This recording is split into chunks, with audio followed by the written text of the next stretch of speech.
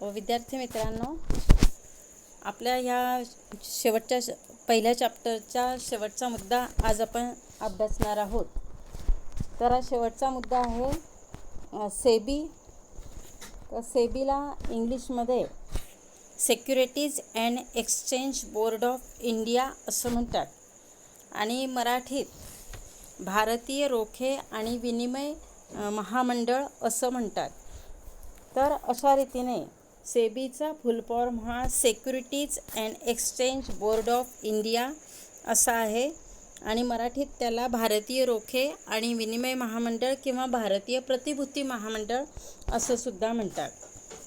तर आपण याच्या आधीचा मुद्दा बघितला की भांडवल बाजारामध्ये अनेक दोष आहेत आणि त्या दोषांमुळे कर्ज देण्याघेण्याच्या व्यवहारात बचती गोळा करण्यामध्ये अनेक अडचणी येत आहे आणि या अडचणी दूर करण्यासाठी गुंतवणूकदारांमध्ये भांडवल बाजाराबद्दल विश्वास निर्माण करण्यासाठी, त्याचप्रमाणे भांडवल बाजारातील व्यवहारात पारदर्शकता येण्यासाठी, शिस्तप्रियता येण्यासाठी सेबी या संस्थेची स्थापनाही करण्यात आलेली आहे. तर सेबी म्हणजेच भारतीय रोखे आणि विनिमय महामंडळ ही एक संस्था आहे आणि या संस्थेची स्थापना भांडवल बाजारावर नियंत्रण प्रस्थापित करण्यासाठी 12 एप्रिल 1988 रोजी करण्यात आली आणि या संस्थेला 1992 मध्ये कायदेशीर दर्जा हा प्राप्त झालेला आहे. तर ह्या भारतीय रोखे व विनिमय महामंडळाचं मुख्य कार्यालय हे मुंबई येथे आहे. तर अशा रीतीने भारतीय भांडवल बाजारामध्ये जे अनेक दोष होते आणि त्यामुळे भांडवल बाजाराच्या विकासामध्ये अनेक अडचणी येत होत्या, हे लक्षात घेऊन गुंतवणूकदारांच्या हिताचे संरक्षण व्हावे, त्यांचा विश्वास कायम ठेवता यावा, त्याचप्रमाणे भांडवल उभारणीस मदत व्हावी आणि भांडवल बाजाराच्या विकासाला पोषक वातावरण निर्माण व्हावे, यासाठी सेबीची स्थापना ही 12 एप्रिल 1988 रोजी करण्यात आली आणि 30 जानेवारी 1992 रोजी सेबीला कायदेशीर दर्जा हा प्राप्त झाला. तर सेबीच्या व्यवस्थापन मंडळाचा विचार केला तर सेबीच्या व्यवस्थापन मंडळामध्ये एकूण 6 सदस्य असतात. त्यात एक पूर्णवेळ चेअरमन असतो. त्याची नियुक्ती ही केंद्र सरकारच्या अर्थ खात्यामार्फत केली जाते. 2 सदस्य हे केंद्रीय मंत्रालयातील अधिकाऱ्यांमधील असतात आणि या सदस्यांना आर्थिक क्षेत्राचं संपूर्ण ज्ञान असतं. एक सदस्य रिझर्व्ह बँकेच्या अधिकाऱ्यांमधील असतो आणि बाकीचे 2 राहिलेले सदस्य यांची नियुक्ती केंद्र सरकारकडून केली जाते. तर अशा रीतीने सेबीच्या बोर्डाचं 6 सदस्यांद्वारे व्यवस्थापन हे केलं जातं.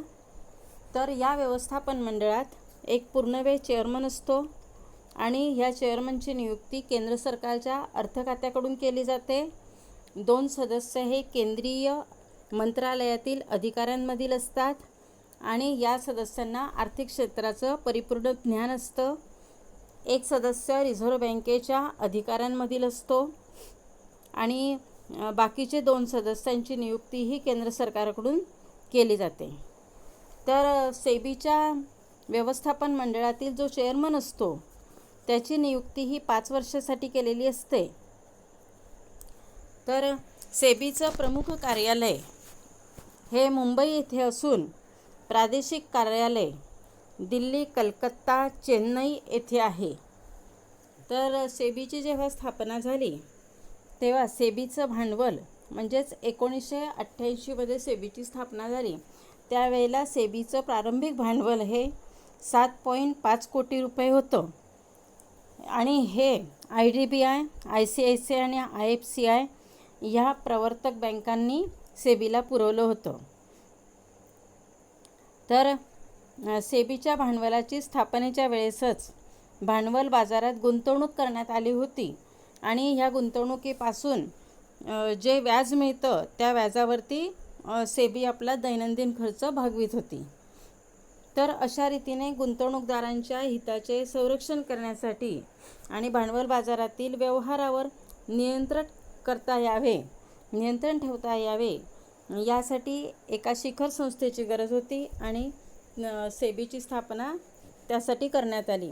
तर सेबीच्या स्थापनेमागे उद्देश कोणते होते, तर त्यामध्ये भांडवल बाजारावर नियंत्रण प्रस्थापित करता यावे, गुंतवणूकदारांच्या हिताचे रक्षण करता यावे आणि भांडवल बाजारावरील लोकांचा विश्वास वाढावा या उद्देशाने सेबीची स्थापना ही करण्यात आलेली आहे. तर पुढचा महत्त्वाचा मुद्दा म्हणजे सेबीची कार्य. तर आपण याच्या आधी मागचा मुद्दा एक बघितला होता की भांडवल बाजारात करण्यात आलेल्या सुधारणा, आणि त्यामध्ये आपण बघितलं की भांडवल बाजारामध्ये अनेक दोष होते आणि हे दोष दूर होण्यात सेबीची भूमिका ही महत्त्वाची आहे. आणि त्या मुद्द्यामध्ये आपण सेबीने भांडवल बाजारामध्ये कोणकोणत्या सुधारणा केल्या, मग त्या प्राथमिक बाजारातील असो, दुय्यम बाजारातील असो किंवा म्युच्युअल फंड विषयक असो, विदेशी गुंतवणूकदारांबाबत असो, तर या सुधारणा सेबीने केल्या आणि त्यामुळे भांडवल बाजाराचा विकास व्हायला मदत झाली याचा विचार आपण त्या मुद्द्यामध्ये केला होता. तर आता आपण सेबीची प्रमुख कार्ये जी आहेत त्यांचा विचार करूया. तर सेबीच्या स्थापनेपासून भांडवल बाजारातील कार्यप्रणालीत बरीच अशी पारदर्शकता आली आणि स्वयंचलितता निर्माण झालेली आहे. कारण भांडवल बाजारावरती सेबीच्या नियमावलीमुळे बरेच असे बंधन आले आणि त्यामुळे तेथील व्यवहारात पारदर्शकता आली. पूर्वी जे फसवणुकीचे व्यवहार होत होते ते आता तसे होऊ शकत नाही आहे. सेबीचे या नियमांची अंमलबजावणी ही कडक रीतीने चालू आहे आणि त्यामुळे कुठेतरी ह्या गैरमार्गाने व्यवहार करणाऱ्यांवर कारवाई ही लगेच होत असते आणि अशा रीतीने भांडवल बाजारातील कार्यप्रणालीमध्ये पारदर्शकता निर्माण करण्यात सेबीची भूमिका ही महत्त्वाची आहे. तर आता आपण सेबी कोणकोणती कार्य करते याचा विचार करूया. तर त्यातील प्रमुख कार्यांचा विचार आता आपल्याला करायचा आहे. तर पहिलं कार्य म्हणजे गुंतवणूकदारांच्या हिताचं रक्षण करणं. तर सेबी रोखे बाजारात गुंतवणूकदारांच्या हिताचं रक्षण करते. रोखे बाजारात योग्य त्या उपाययोजना करून रोखे बाजाराचा विकास करणे व रोखे बाजाराचे नियमन करणे हे कार्य सेबी करत असते. दुसरा मुद्दा म्हणजे शेअर बाजाराचे नियंत्रण करणे. तर स्टॉक ब्रोकर्स, सब ब्रोकर्स, शेअर ट्रान्सफर एजंट, विश्वस्त, व्यापारी बँकर्स, हमीदार, ठेवीदार, दुय्यम बाजार व्यवस्थापक, त्याचप्रमाणे शेअर कस्टोडियन इत्यादींना नोंदणी करून देऊन परवाना देणे व त्यांच्या व्यवहारांचे नियमन करणे हे कार्य सेबी करत असते. आणि हे कार्य करून सेबी शेअर बाजारावर नियंत्रण ठेवण्याचं कार्य करत असते. कारण जे शेअर बाजारामध्ये दलाल, उपदलाल, त्याचप्रमाणे शेअर ट्रान्सफर एजंट, विश्वस्त, व्यापारी बँकर्स, हमीदार, ठेवीदार हे जे असतात त्यांच्यासाठी सेबी नियमावली तयार करते. त्यांना नोंदणी केल्याशिवाय कार्य करता येत नाही. तर अशा रीतीने त्यांना जे काही नियम पाळायला सेबी लावत असते त्यामुळे सुद्धा शेअर बाजारामधील गैरव्यवहारांना आळा बसलेला आहे. अशा रीतीने शेअर बाजारावर सेबी नियंत्रण प्रस्थापित करत असते. तिसरं कार्य आहे स्टॉक एक्सचेंज आणि कोणत्याही रोखे बाजारातील व्यवहाराचे नियमन करणे. चौथं कार्य आहे म्युच्युअल फंडांच्या सामूहिक गुंतवणूक योजनांची नोंदणी करणे आणि त्यांचे नियम करणे. पाचवं कार्य आहे स्वयंनियमबद्ध संघटन यांना प्रोत्साहित करणे. सहावं कार्य आहे रोखे बाजारात चालणाऱ्या फसवणुकीच्या व्यवहारांना आळा घालणे. सातवं कार्य आहे रोखे बाजाराशी निगडीत असलेल्या लोकांना प्रशिक्षण देणे. आणि गुंतवणूक विषयक माहिती व शिक्षणाला प्रोत्साहित करणे. 8वं कार्य आहे रोखे बाजारात चालणारे अवैध व्यवहार समाप्त करणे. 9वं कार्य आहे रोखे बाजारातील विविध संघटनांच्या कार्यपद्धतीचे संरक्षण करणे आणि त्यात सुव्यवस्था निर्माण करणे. आणि 10वं कार्य आहे वरील उद्दिष्टांच्या पूर्ततेसाठी संशोधन कार्य करणे. तर सेबीला अशा रीतीने ही विविध कार्य पार पाडण्यासाठी केंद्र सरकारने काही पावर्स दिले, म्हणजे काही अधिकार दिले आहेत. आणि हे अधिकार सेबीच्या स्थापनेच्या वेळेसच देण्यात आले आणि नंतरच्या काळात त्या अधिकारांमध्ये आणखी वाढ करण्यात आली. तर अजून कोणती कार्य करण्यासाठी केंद्र सरकारने सेबीला भाग पाडला आहे त्याचा आपण थोडक्यात विचार करू. त्यातला पहिला मुद्दा म्हणजे नवीन स्टॉक एक्सचेंजला मान्यता देण्याचा अधिकार केंद्र सरकारने सेबीकडे हस्तांतरित केला आहे. याचा अर्थ जर एखादा नवीन रोखे बाजार स्थापन होणार असेल तर त्या रोखे बाजाराला स्थापन करण्यापूर्वी सेबीची परवानगीही घ्यावी लागत असते आणि अशा रीतीने तो रोखे बाजार सुरू करण्यासाठी सेबी मान्यता देते. दुसरा मुद्दा आहे मताधिकारासंबंधी नियम तयार करण्याचा अधिकारसुद्धा सेबीकडे देण्यात आलेला आहे.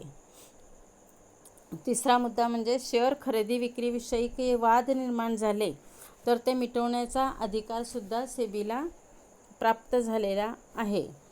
जर शेअर्सच्या खरेदी विक्री व्यवहारात काही वाद झाला, काही गोंधळ झाला तर तो मिटवण्याचा अधिकार सेबीला दिलेला आहे आणि सेबी तो वाद मिटवण्याचा प्रयत्न करत असते. चौथं कार्य म्हणजे सेबीने केलेल्या नियमांचे बाजारातील लोकांनी पालन केले नाही तर त्यांच्यावर कायदेशीर व दंडात्मक कारवाई करण्याचाही अधिकार सेबीला देण्यात आला आहे. तर अशा रीतीने चौथं कार्य असं आहे की सेबीने जे नियम केले आहेत त्या नियमांचं पालन जर लोकांनी केले नाही तर त्यांच्यावर कायदेशीर व दंडात्मक कारवाई करण्याचा अधिकार सेबीला दिलेला आहे. म्हणजेच सेबीला केंद्र सरकारने सुद्धा अनेक अधिकार दिले आणि भांडवल बाजारावर नियंत्रण प्रस्थापित करण्याचा प्रयत्न केलेला आहे. तर अशा रीतीने भांडवल बाजारामध्ये जे गैरव्यवहार चालत होते ते गैरव्यवहार टाळण्यासाठी सेबीने नियमावली तयार केली आणि त्या नियमावलींची कडक अंमलबजावणी करून भांडवल बाजारावर नियंत्रण प्रस्थापित करण्याचा प्रयत्न केलेला आहे. आणि नवीन स्टॉक एक्सचेंजला शेअर बाजारात नोंदणी करण्याचा परवाना असो, हे कार्य सेबीकडे सोपवण्यात आलेलं आहे की दलाल, उपदलाल, मध्यस्थ, विश्वस्त यांना जर शेअर बाजारात कार्य करायचं असेल तर त्यांना सेबीची आधी परवानगी घ्यावी लागते, आपल्या व्यवहाराची तिथे नोंद करावी लागत असते, त्याशिवाय ते कार्य करू शकत नाही. त्याचप्रमाणे नवीन रोखे बाजार स्थापन करण्यासाठी सुद्धा सेबीची परवानगी घ्यावी लागत असते. सेबीच्या परवानगीशिवाय नवीन रोखे बाजारसुद्धा स्थापन होत नाही. शेअर बाजाराची सुद्धा नोंदणी ही सेबीकडे असते. त्याचप्रमाणे मागच्या पिरियडला आपण सेबीने प्राथमिक बाजारात आणि दुय्यम बाजारात कोणकोणत्या सुधारणा केल्या आहेत याचासुद्धा विचार हा केला होता. तर अशा रीतीने 12 एप्रिल 1988 रोजी जे भारतीय रोखे आणि विनिमय महामंडळ स्थापन करण्यात आलं तर त्यामुळे भांडवल बाजाराच्या विकासाला पोषक असं वातावरण निर्माण झालेलं आहे. भांडवल बाजारातील गैरव्यवहारांवर आळा बसलेला आहे. गुंतवणूकदारांचा भांडवल बाजारावर विश्वास निर्माण झालेला आहे आणि गुंतवणूकदारसुद्धा आपला पैसा शेअरमध्ये, डिबेंचर्समध्ये मोठ्या प्रमाणावर गुंतवत आहे. अनेक वित्तीय मध्यस्थ संस्थासुद्धा भांडवल बाजारामध्ये कार्य करीत आहे, कारण त्यांचासुद्धा विश्वास वाढलेला आहे आणि म्हणून अनेक वित्तीय मध्यस्थ संस्थासुद्धा आता भांडवल बाजारामध्ये कार्य करू लागलेले आहे. आणि अशा रीतीने सेबीच्या स्थापनेमुळे भांडवल बाजारातील व्यवहारात वाढ झालेली आहे आणि भांडवल बाजाराचा विकास व्हायला मदत झाली आहे.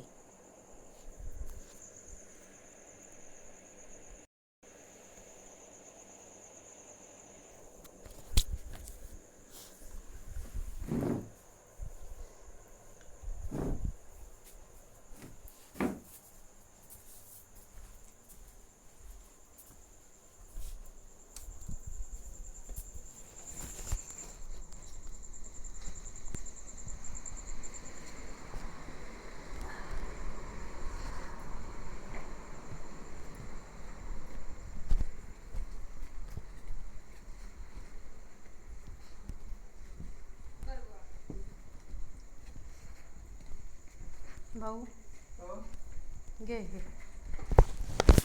जेवायला नाही बसते मग बसतो ना, एवढं करून टाकतो. किती वेळ लागेल तुला